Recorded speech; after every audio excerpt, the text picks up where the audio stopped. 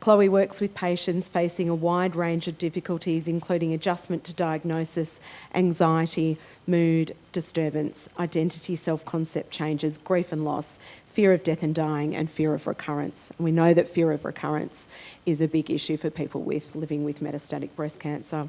Chloe is a board-approved supervisor through the Australian Health Practitioners Regulatory Authority, AHPRA, and regularly hosts clinical psychology master's students under placements up in Darwin. Chloe will present virtually, and please join me in welcoming Chloe. Thank you. Thank you all so much. I just want to make sure that everyone can hear me clearly. Can I get some nods, if so? Yes, wonderful. Well, it is lovely to all see you today virtually, I know, and I would have loved to be able to be there in person, because I think presenting on a topic like this, it's always lovely to be able to be in the room with people and really be able to kind of gauge your responses and have a very kind of real discussion about the challenges that you're facing in this space. So I was going to do a quick introduction of myself, but I don't think I kind of need to after that very kind introduction that was given. So I am the senior psychologist at the Alan Walker Cancer Care Centre up here in Darwin. I've been specialising in this field for about the last 8 years, but I've been a psychologist for 12. This is really kind of my passion area. It is not necessarily an area that is known a lot about yet. It is still really an emerging specialty, but we're beginning to realise much more clearly, I think, the importance of having psychology services available in this kind of space. So with that in mind, let's kind of kick off. Firstly, by talking about what psycho-oncology is, and just very briefly, because I'd like to get into kind of the more important things for you all. So like I said, it is still quite a new specialty. It only originated back in the 1970s. And it was founded by a doctor named Jimmy Holland. And she was in the US and very quickly realised when she was working with patients with cancer that if we were only treating the physical side of things, then we were only really treating half. You can't have best practice in terms of cancer care if you're not meeting the mental and emotional needs of people who are undergoing treatment or have been faced with this diagnosis. So what we look at is the acknowledgement of the really significant and profound effects that a diagnosis like cancer has and the challenges that people face as a result of that. It has many different challenges. It changes the way that we look at life. It changes the way that we look at ourselves as well, how we want to approach things with family, with work. The things that felt important previously might not feel important now. So the challenges are wide and vast, and it is very different than people who are presenting in kind of a typical clinical setting for us in terms of mental health, because the challenges really are very unique. So we're very lucky up here in Darwin, and I don't know what the services are like in the centres that you all are involved with or have treatment through, but we're very lucky up here that Alan Walker acknowledged the need for psychology and that we're able to have this in-house services available for anyone at any point of the cancer diagnosis, regardless of treatment stream, regardless of whether they're under medical oncology, radiation oncology, a mix of both, whether they're transitioning through to palliative care. We can be involved really in any stage of that. I'm just wondering, who does know whether their treatment centre actually has mental health services available or counselling, or has a psychologist based in the centres which they receive treatment? We definitely have a few hands up. Okay, lovely. That's great. That's good to see. I would really hope that I would see all hands up at this stage with things. It is still something that we're really having to push for in terms of mental health services and equity of access to services around Australia, regardless of locality. So my great hope is at some stage I'm going to see all hands in the room go up and that everyone knows that they've got ready access to these kind of services. So what are we going to talk about today? It's just one of my cheeky little slides, because I'm sure that quite a lot of you have come across people who want to tell you all sorts of things about things that have happened to them or things that they've heard about. Not all terribly helpful statements. So So what we're not going to do today is talk in platitudes or in inspirational quotes. What I would really like today to be about for the next kind of half an hour to 40 minutes that we have is to have a really genuine discussion about the kinds of challenges that you are all facing, whether as a person who has been diagnosed or whether as a carer and loved one. There is a lot that goes around between social media, things that we hear in the general media, things that we may hear from family and friends that are not necessarily very helpful statements.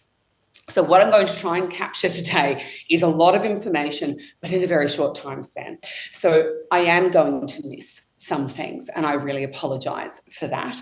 So if there were important things that you were hoping to hear about today that I have missed or that I'm not able to cover, please leave it as a question and feed it back through BCNA, and I'm very happy to provide information about that later.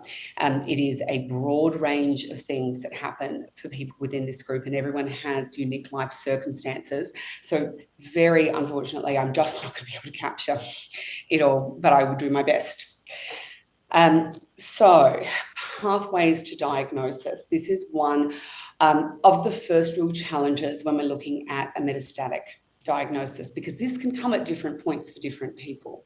And I'm sure that this will apply to a lot of people in the room. So for some people, the first time that they find out that they're metastatic is at the point of initial diagnosis, which is an incredibly large amount of information to be processing all at once.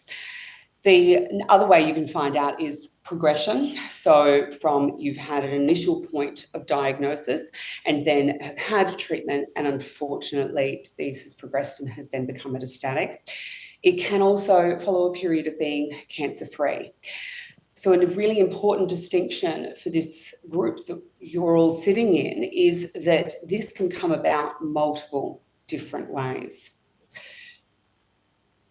The things that you can typically see when you are suddenly faced with a metastatic diagnosis is, again, a very broad range. So a lot of people will go through a grief reaction. So shock, anger, disbelief, bargaining.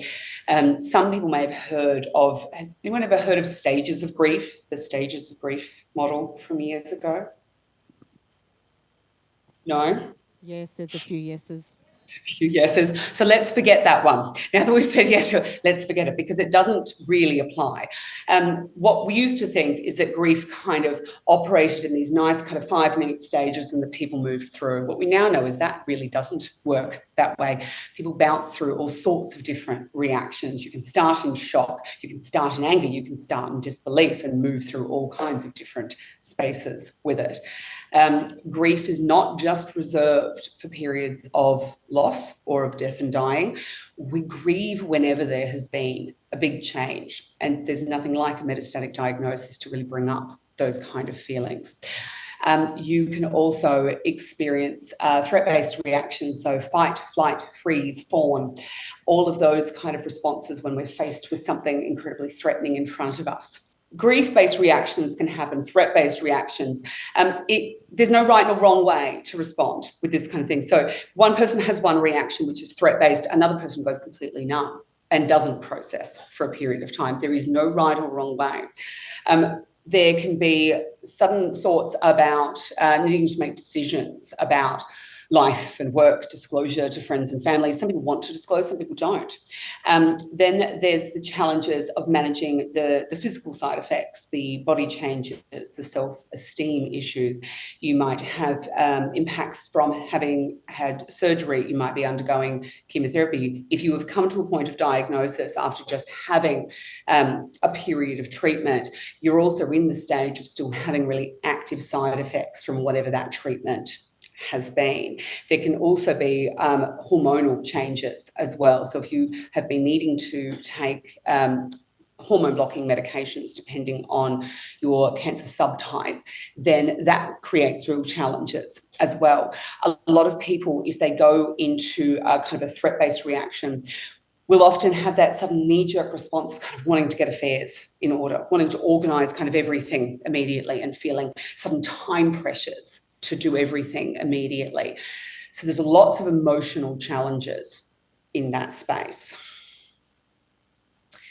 I think the other thing that for a long time has presented issues and very happily is now starting to be addressed by organisations like BCNA is the lack of representation that people have felt when they fall into a metastatic group. There has been a lot of focus on survivorship models. It tends to be what we hear in the media and on social media. It's not talked about enough in terms of what a metastatic diagnosis means. Because of that, what a lot of people end up dealing with is misconceptions around the diagnosis too. How do you explain to someone who might know you that, yes, you look well, you look fine at the moment, but you are undergoing treatment. The cancer isn't gone. The cancer can be stable but present, and that you are having to undergo treatment for the foreseeable future, that there aren't breaks in that. So it's not as clear cut as, do you have cancer and you're having treatment or don't you in this space? And that can be a really hard concept for people to get their head around. But that's also a really hard thing to be an advocate for as well, to have to try and explain that to other people and wanting to explain that to other people too. Some people do and some people don't. It's not necessarily an easy thing to do. In this space as well, it's working out how you want to manage your own emotional reactions as well. I often describe it as a bit of a pendulum in this space, is that you can have times that you're sitting closer to those feelings of maybe not complete acceptance, but okay, all right, I think I can do this. Yep, I'm focused. I understand what this means. And the emotions are sitting in a more controlled space, and then the pendulum swings to the other end. And all of a sudden, you don't got this. You don't want this. You want it gone. And all of those more distressing emotions come up a lot higher, and then you swing back the other way again. So there can be quite a lot of movement in emotional spaces with this. It's not that you may ever get to a particular point of sitting completely comfortably and not having a big emotional response to this.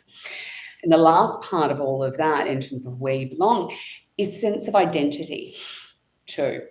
Having a metastatic diagnosis can mean that people often feel quite fused with their diagnosis, that they have almost become their diagnosis, that the cancer is kind of inextricably linked with who they are. So a lot of the work that I do with people is working with them to understand that you're not your diagnosis. You have cancer, the cancer is with you, but that is not who you are. The person that you were before and the person you are post-diagnosis is still there. Things may have changed in terms of things that feel important to you, what your belief systems look like, what you value in life, but you are still you. That's not always easy as said as done, though, and I do accept that. Okay, so as was mentioned just as you walked in, that fear of progression and scan anxiety or scanxiety is a very real challenge in this space. So some of the things that can present as most challenging are thoughts of mortality, rather, and the unknown. Having uncertainty in this space and that not knowing what things look like in the future. Is the treatment I'm on working or not? How long will I have to be on this for? How long is this going to work for as well? All of that brings up a really high degree of uncertainty for people. And if there's one thing that humans like, we like certainty. We like certainty, we like control. We don't have it nearly as much as we actually think that we do. So I tend to talk about kind of the perception of control or reality. But we like it. It makes us feel settled. It makes us feel good. That day-to-day control that we tend to have in terms of the way that we live our lives gives us a sense of kind of equilibrium in a world that we tend to know is pretty out of control. So when all of that is taken away and you're left sitting in that not knowing space, that brings up a lot of anxiety, thoughts and worries about the future. And in particular, that can become focused on times around upcoming scans. So that fear of rumination, the worry. So rumination is when thoughts kind of go around and around. You're not really able to get off the hamster wheel with them. They just keep coming up, those what if thoughts. What if the cancers spread? What if the treatment hasn't worked? All of those kind of things can come up really prominently in the lead up to treatment. That sense of being in limbo as well. The idea of not really wanting to make moves in terms of life because you don't know what the future looks like. So do I plan for that next trip? Do I want to stay in work? Do I not want to stay in work? How do I want all of this to look? Can I make big plans at the moment if I don't know what the future looks like? So that feeling of being stuck is often quite prominent too. And like I said on one of the previous slides, it's that idea of looking well to others whilst you don't feel so well. You feel awful. Or you might feel okay, but trying to explain to other people that actually you're still not well overall. So all of that being said, all of these kind of unique challenges that we know sit with this group, it's all well and good, but what do we actually do to manage this practically? Because it's not good enough for us to just sort of say, well, these are the problems that you're likely to come across. So a big part of trying to manage in this space is, first of all, to understand how thinking works. Automatic negative thoughts are very typical and they happen for everyone. So let's have a look at what some of these look like. So some examples of things that are automatic negative thoughts. So they're not things that you've asked for, they're things that just pop into your head. And thoughts are tricky this way. We have thousands of thoughts during the course of a day. Some we let kind of come in and filter out if we think they're unimportant. But if they filter in and they've got like a strong emotional content, we tend to go, oh, what was that? That's got to mean something. That's got to be important. And so then we spend time thinking on it, and that ends up causing the thought to come back more frequently. But you're not at fault for these happening. You're not asking for them. Automatic thoughts are exactly that. They're automatic. So one example is what we would call black and white thinking. So seeing no alternatives. Another way of referencing this is like concrete thinking. So an example would be, there's no point in doing this. I'm just going to die. I'm going to die. So I won't do it at all.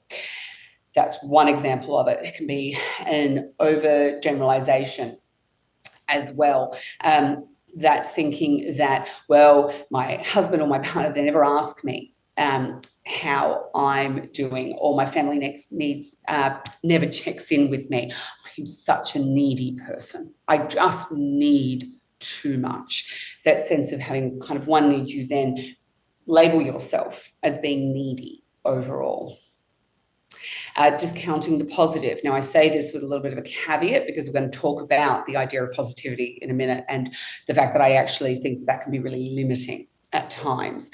But there is that tendency with automatic negative thoughts to discount any things that are going well. So it could be, yes, my test results show that treatment's working at the moment, but it's only a matter of time until it stops. So it kind of gives with one hand and takes away with the other. Mind reading as well is another automatic one. So assuming others' thoughts or intentions. So no one's called to check on me, they don't care, or I'm too hard. It's that assumption of what must be happening for other people or what their responses must mean. Should statements are another one of my kind of favourites. Shoulding yourself into things. So, I really should not burden my friends and family with this kind of stuff. I should force myself to go and do this. I should be able to just feel okay about all of it. Shoulds tend to be obligation driven. They don't tend to come from things that we actually want. It's things that we feel like we ought to be doing. So how do automatic negative thoughts work in kind of the context of distress? So automatic thoughts tend to fall under something that we call CBT, which is cognitive behavioural therapy. This slide that I've got up at the moment shows the typical format that these kind of follow in the flow. So what we tend to see happen is there might be a situation or a trigger that will cause one of those automatic negative thoughts to happen. From there, it will trigger an emotion. The emotion is often something like sadness or fear or worry. That emotion can cause a physical response. So it can cause the racing heart, it can cause trembling, it can cause shortness of breath, it can cause muscle tension. And then it has a behavior that it causes as well.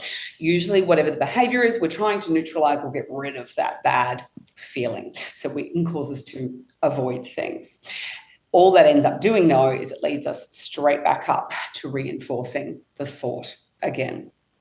I want to take you through a real life kind of example of how this might work in terms of a restaging scan. So if you're thinking about that previous slide, the thought might be treatment hasn't worked.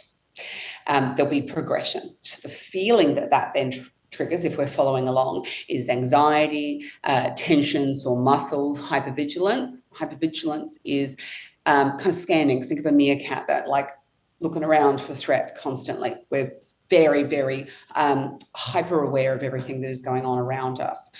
The behavior that can then cause is being unable to sleep. You can become snappy at anyone. You can withdraw too, kind of go to ground and refuse to speak to anyone around you.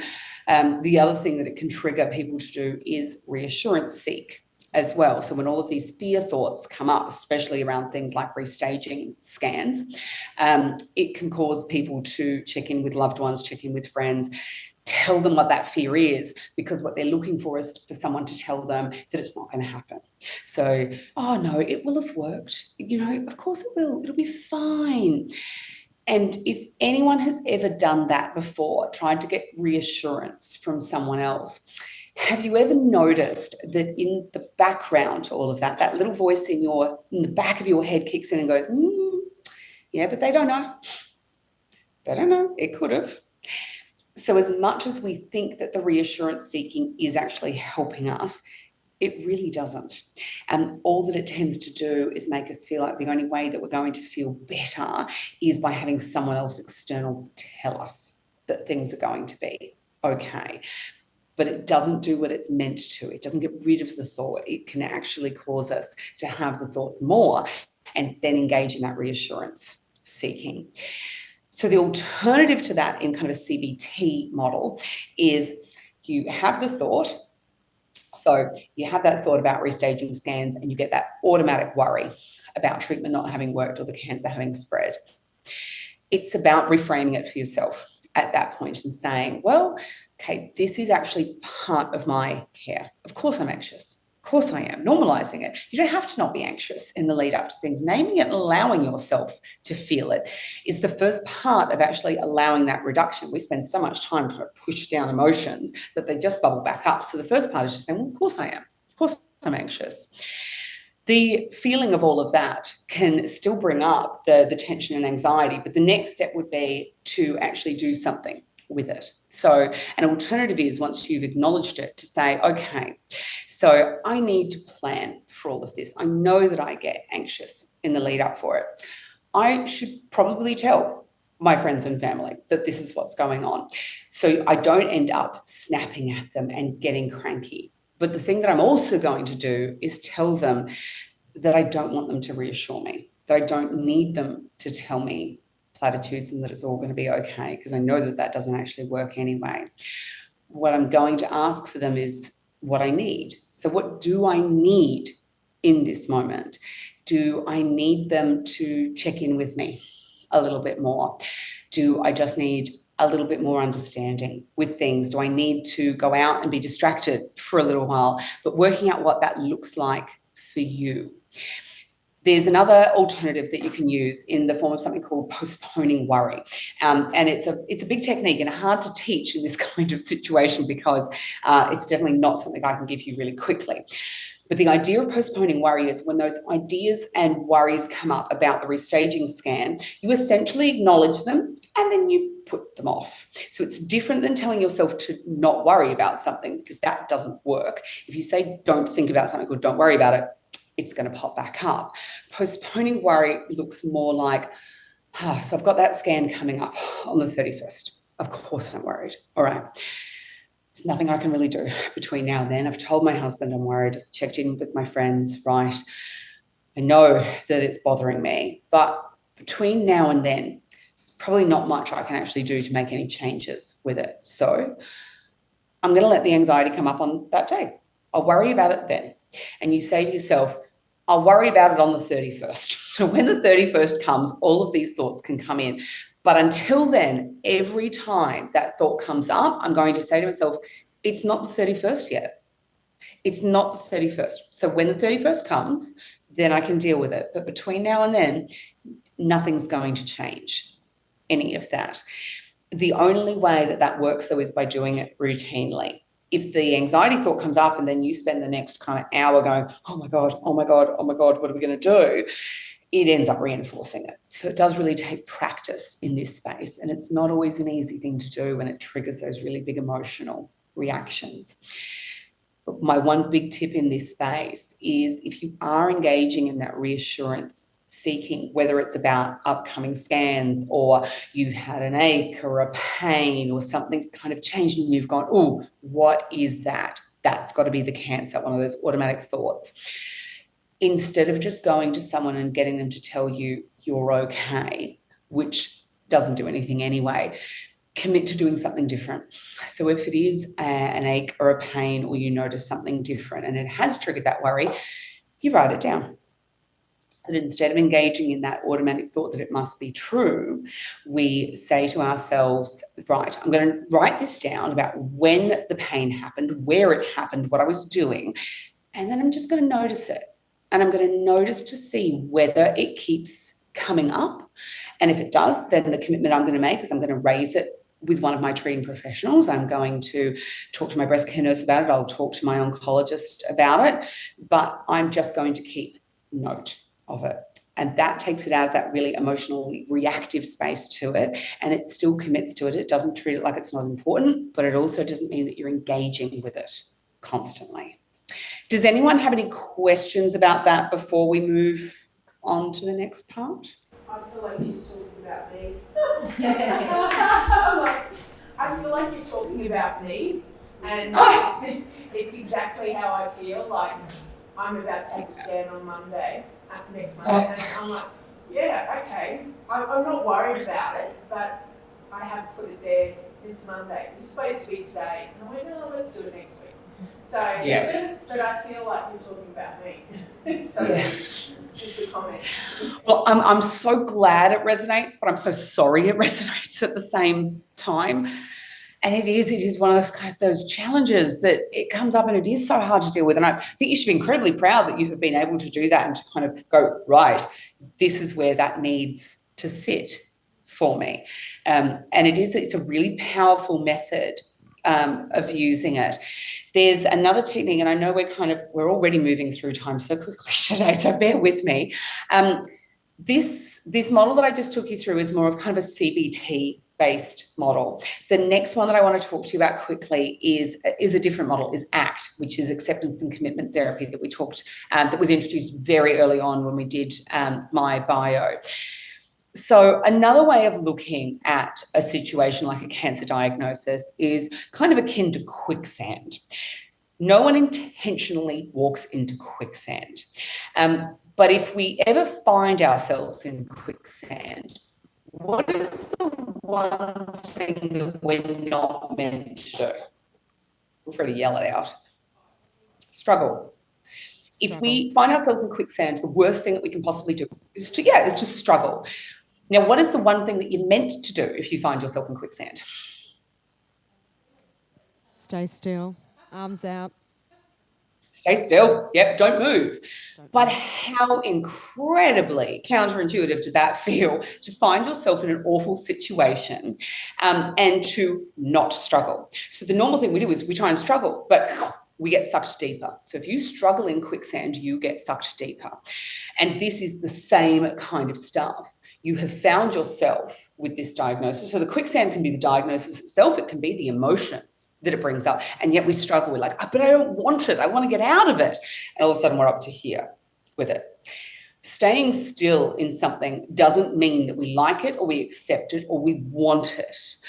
But if we stay still in it, we are much better able to either find ways out, to wait for help to come along, but we're not struggling and making it worse. because it is unchangeable, that situation. Struggling does not make it any better, but it is very hard to find a way of keeping yourself still, which is where we tend to come in as mental health professionals in this space, which is to teach you ways of doing it.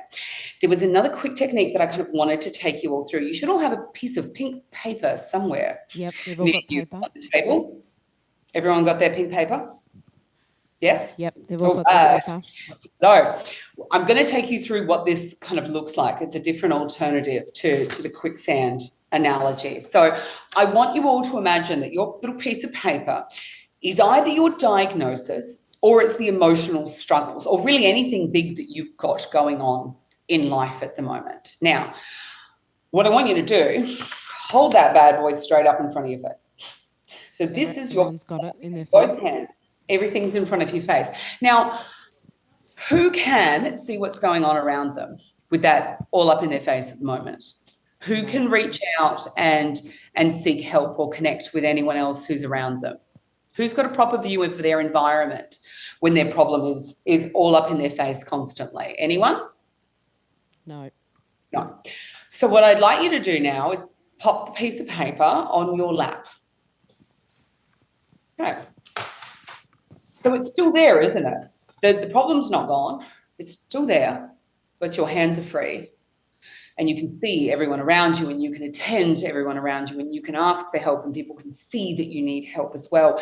The problem's still there. That has not gone away. And we're not saying that we're trying to get it to go away or toss that piece of paper over our shoulder because it is a real problem. But if we spend all of our time with this thing all-consuming, then we are cutting ourselves off. We are making it our entire life. But it's not. You are greater than that. And so the specialty of psycho-oncology is about helping you learn how to manage in that space and to give you strategies of putting down the piece of paper.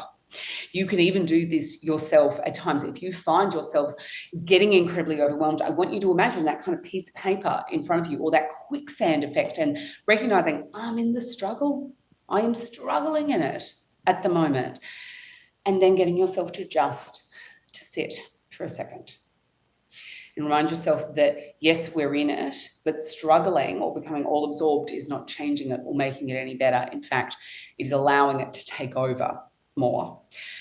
Just quickly, how are we going for time if we wanted to do questions? Yeah, we definitely have some time for questions. Okay, good. I want to run everyone through just one more concept because it is important.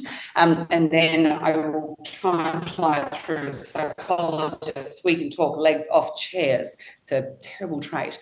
But there is a very important part that I just want to kind of take you guys through quickly, which is around emotions and language in this space. Okay, so contrary to popular belief, there are no good and bad emotions. Emotions are just emotions. Okay, we get taught from the time that we're young that there's kind of good and bad. This idea that, happy, loving, joyful, they're the good ones. Angry, sad, annoyed, frustrated, overwhelmed, they're the bad ones, right? But if you even notice what I just did then, the words that we have to describe the ones that are apparently bad are far more than the ones that we have to describe good. Emotions are just emotions. When we put pressure on ourselves to feel one and not the other, we're doing ourselves a complete disservice because it doesn't operate that way. And the great secret is no one does. This idea that we need to be kind of thinking positively all the time is just not true. It's a fallacy. And that taps into this idea of why language around cancer matters. And I would like to just ask people, what are some of the things that people have said to you or some of the labels that they've given you or the words that they've given you, big hints up on the screen, that you haven't necessarily found helpful in this space? Anyone willing to share? It's a journey. I think that it's the dumbest thing that the Cancer Council has come up with. It's a journey. We are not going on holiday, people. It is not somewhere that everybody wants to go on. Let's all go on a journey. It's not a journey. You're in a race. Yeah, right? no. You're in a race, and the object of the game is to get to the finish line. So you've got to jump all the hurdles, but you've got to get to the finish line. That's the object of the game. It is not a journey. No, a journey is like a nice trip. Someone wants to send you on a nice trip or a journey, that'd be lovely. But no, this isn't a journey. This is the situation that you are managing and dealing with. You're right, it's not a journey. We've got Sandra here who's also got a comment question. Yes. And fight and battle. Oh, yes, too am I. There's always a loser in a fight and battle. So you're calling me a loser because cancer will always win. Yeah, and you're also implying some personal responsibility, aren't you? If you ever hear that someone has lost their battle, it somehow implies that there's been a personal failure, like you haven't tried hard enough. And you're absolutely right. Cancer doesn't fight fair. This isn't something you asked to be in. So fight and battle, two of my big ones that I do not like and employ. Anyone else? Just the word itself of cancer. Absolutely. Others that can be really kind of problematic for people is things like being told, you're so strong. You're so strong. You're stronger than this. You can do it. You're tougher. And this, again, this implication that to be doing this, you've got to kind of seem like strong and stoic and unaffected, and that it's an implication of how strong you are as to how all of this goes. So the way that we talk about this stuff matters hugely, and it can fall into the realm of something that we call in psychology toxic positivity. And some of you may have heard of this term because it is becoming a little bit better known. Anyone want to wave for me? So if anyone going around, yep, I see a couple of waves. So toxic positivity is this kind of false positivity, really. It's trying to put a positive spin on something that isn't positive. It's the denial of really naturally difficult emotional responses in the face of something hard happening. So ways that you might see toxic positivity come out is things like you just have to be positive. You've got to think that this is going to go well. Things could be worse. Never give up. You have to stop being so negative. Things happen for a reason. Mm-hmm. No. Everyone's resonating with that one. Yeah, this doesn't. No. Yeah, or like there'll be a silver lining. No. No. This is allowed to be hard and just hard. That doesn't mean that we kind of sit and wallow in it. They're two different ends of the spectrum, this kind of toxic positivity or things being awful and sitting in them. The alternative is actually just being real about it, like validating that this is hard. So an alternative could just be like, this is really tough. I am so sorry that this is happening for you.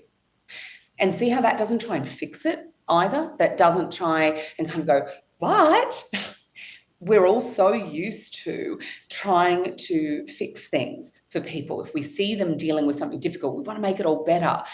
You can't always make things better in this space. You know, the times that we've all been through the hardest things in our life, the people who are willing to sit with us and not try and fix us and just hear us tend to make us feel the most validated, the most heard. We connect best with those people. But the one who want to come and give us that false sense of positivity and say, oh, but things will be okay, or you just have to think positively, we go, oh, I don't really want to go back to that person again, because that felt... How do we educate those people? How do we help them and guide them? Yeah. So we only do better if we know better. And this is where the hard part of all of this comes in, because you are all the most best placed to do it. But it also means that then you take on that responsibility with it too. The best thing that you can do is to not buy into the toxic positivity. You're going to find some people easier to do that with others, and you've got to pick your people, basically. The ones that you feel are going to be open and receptive to it, we need to tell them. We need to tell them in a loving and caring way. And sometimes that can either be sending images like this to them and kind of flicking it through and going, hey, do you want to have a look at this stuff? Or when they've done something right and they've just kind of gone, man, this is hard, I am so sorry, or I just don't know what to say. Saying to them, actually, you know what, that's the best thing you can say for me. That's fantastic. The things that don't help when people try and be positive with me, that doesn't help me. That's the best stuff that we can do. There are going to be those people who are further away that you don't really want to have those conversations with, or have caught you at the line at Woolies and want to have suddenly an in-depth conversation about your health and well-being at that moment, and you might not be in the space to want to tell them, and that's okay too. This isn't your right. This is your right. This isn't your obligation to have to do this, but we need to get it out there more. So, I mean, clinically, I try and fly the flag for this kind of stuff. I'm great fun at dinner parties when I bring up all of this kind of stuff. But the only way that we're ever going to get it out there is if, when someone gives it to us, instead of us taking it and going, yeah, things are okay, meanwhile in the background going, no. The only way we're ever going to make change is if we start to not react the same way and make it okay. Were there any other questions from our audience? We've got a question here. Hang on 2 seconds. Lovely. It's just about the discussion that we're having. I give my sister Mamie most of last year, and she's quite a high profile person where she lives, but we're in Brisbane most of last year, and I literally had to be her psychologist in a way that she's very private. So no one where she lived knew that she had cancer. So she had no one to really express herself to. She kept her family from it, and mainly her daughter and her son, because her daughter was pregnant. But I did actually use that. You have to fight this because you have your first grandchild, and you want to be there for that grandchild. But it's hard. It's really hard because we spent 9 weeks, 8 weeks, just us two in an apartment, and she'd have her treatment, and then she'd come home and she'd have meltdowns. And that was very difficult. But a couple of times I did have to get very, very firm with her, and we cried together and things in that respect to get her through it. But I had to be firm with her because she was just like, being very negative in that. And I said, okay, if you're going to be negative, you're not going to get through this. You need to fight this. So it's a normal thing to try and say, you've got to get through this, We often hear that, don't we, around the challenge for carers, don't we? And I know we haven't had a lot of time to touch on that today, and we've got a few carers in the room. So just mindful of time, but I think that's something that's important just to touch on if you can for us.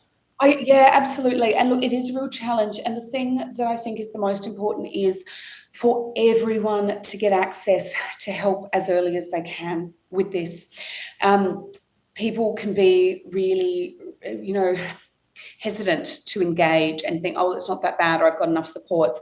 This is challenging, but challenging in different ways with all of it. So the emotional meltdowns that she was having, you're not best placed to have to try and support. And that's a huge burden to try and take on for yourself. And so I don't doubt that you would have fallen into that space of going, like, come on, you have to push through.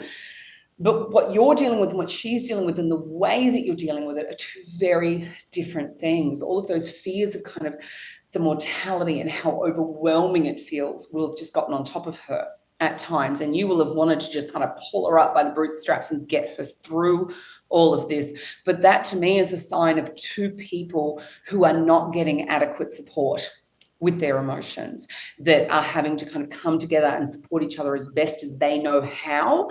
What we want to be doing is getting you each linked with someone to make sure that the unique experience that you've both got going on is being supported, because the ways that carers experience this, carers or loved ones, is different than how the person with cancer is experiencing all of this. And everyone can end up in that space of going, I don't want to burden you and I don't want to worry you, so I won't talk about it, or I'll keep it to myself.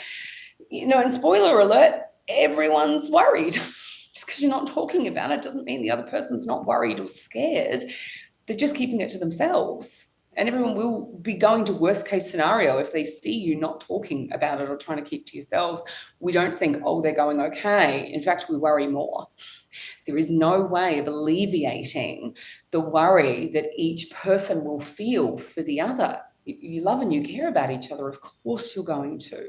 So getting support in that and learning how to talk about it safely and how to support the other person safely, I think is incredibly important. Challenging though, depending on where you are and what your access to services is like. Thank you so much, Chloe. I know we've run out of time. This has been an incredible presentation. I know we could sit here for a lot longer talking about this. And also that we've recorded it, I think it's a great chance we'll share it with you so that you can actually re-watch it. And I know Chloe has said that she will answer any questions after this session as well, that we can email Chloe, which is fantastic. Absolutely. Please, I'm very happy to. So please join me in thanking Chloe Oliver.